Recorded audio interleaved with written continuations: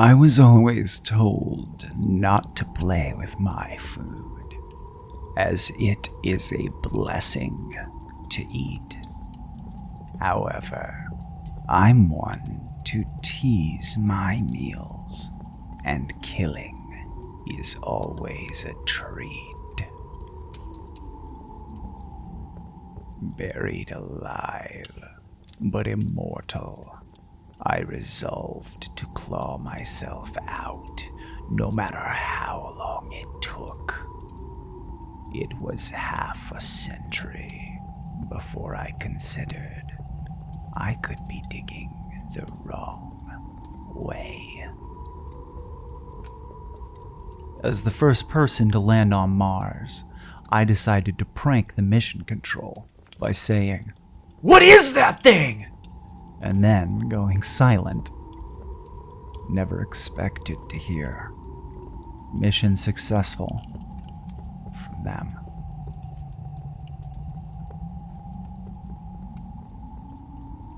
For centuries, we have lived in the darkness, unable to get close enough to you with your campfires and lanterns.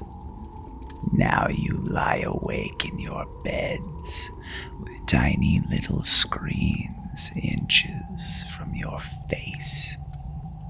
We can get so close now.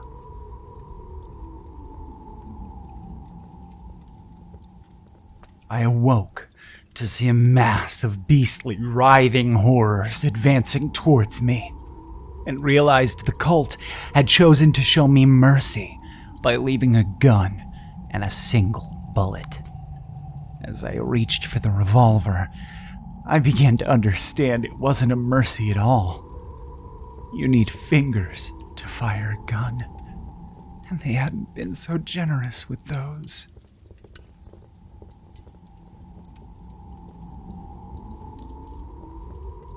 I used my first wish to become a billionaire, and used my second one to find out what happens after death. I was planning to use my third wish to free my genie, but instead, I used it to become immortal.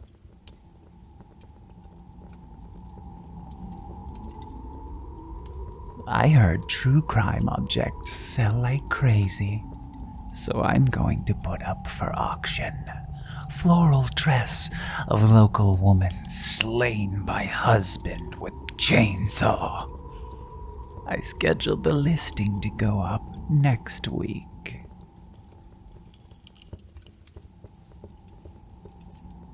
Having watched Texas Chainsaw Massacre since I was young, the thought of it happening in real life always scared me. So, to do everyone a favor, I would often go to the countryside with my gun and neutralize any isolated family that I see.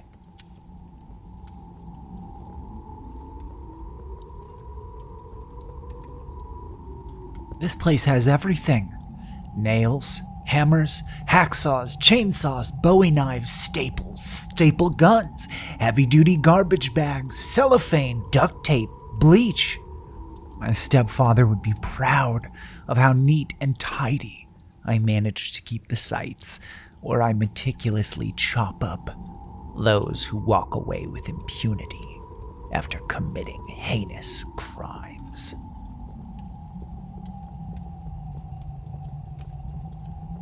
As I walked to the back of the bar to use the bathroom, I noticed the doors weren't labeled with genders, only the outlines of monsters.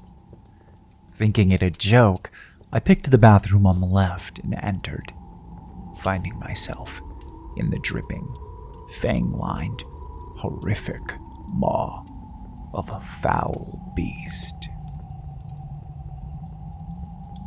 That's just a pile of clothes and not a ghost, I told myself, as my imagination ran wild seeing the pile of clothes transform into some shadowy figure.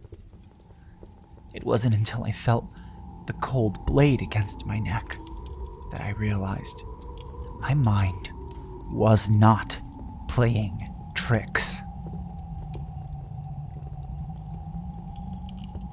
Thinking I'd avoid any chance of going to hell when I die, I found a spell that would allow my ghost to inhabit any place I'd ever lived or visited in my life, but only those places.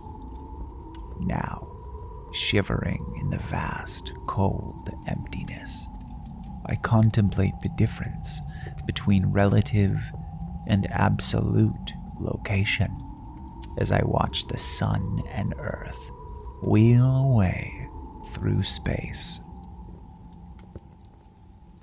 They said there was no way to make money with my regeneration superpower, but with such low overhead, the profits on my hamburger stand have never been higher. Despite the horror tropes and cliches, this year when my friends and I decided to go camping in a secluded forest with no cell phone signal, we all managed to make it home in one piece.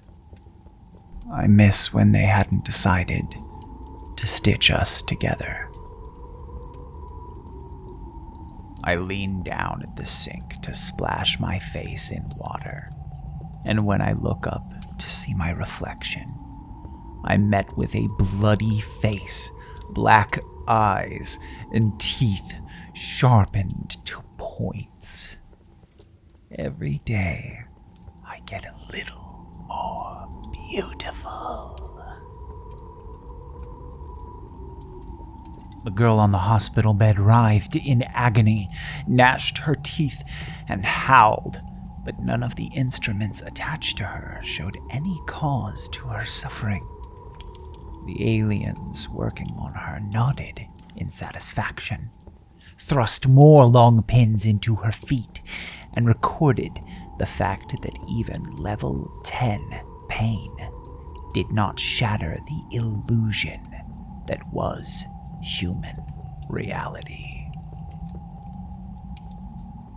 I couldn't back down from the dare to sleep in that old abandoned house, but I did bring my dad's gun and ended up shooting a monster in the eyes. Now, I lay here bleeding out all alone after the bullet ricocheted off 2 pieces of scrap metal, reflecting in the moonlight. My grandfather, who served during World War II, told me the scariest part wasn't the machine gun fire directed at him when he stormed the beaches. The scariest thing was seeing the webbed, scaly, clawed hands that would reach out of the water and drag a few of the dead bodies into the sea. A long time ago, me and my father finally finished the crowning jewel of all our achievements, a machine that brings the dead back to life. We thought it would last forever, but now, despite his desperate attempts to restore it, the walls of the machine have grown brittle with rust, and every day I'm dead a little longer.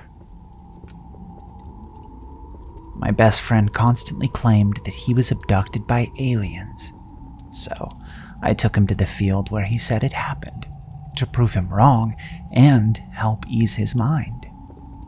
I can't help but believe him now, that I'm stuck on a ship, being dissected, and watching the remnants of my planet fade into the darkness.